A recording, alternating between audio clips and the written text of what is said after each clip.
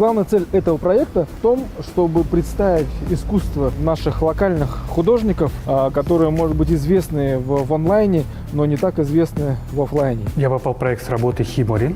Это вообще очень значимая для меня работа. Это одна из первых моих работ в технике маслом, еще написанная в университете.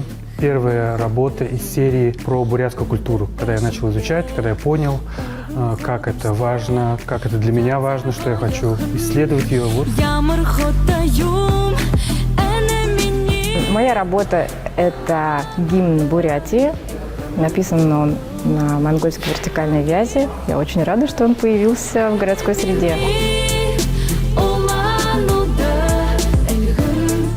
Хочется, конечно, к творческому человеку, чтобы больше было, но вот это будет ознакомление, именно ознакомление вот как раз-таки с моим творчеством и с творчеством того человека, который живет на этой земле, на территории Бурятии и города Улан-Удэ.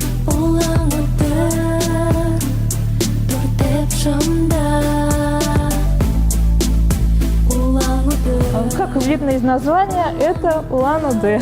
И здесь я нарисовала основные какие-то ключевые, то есть интересные места города или места, которые характеризуют, то есть город.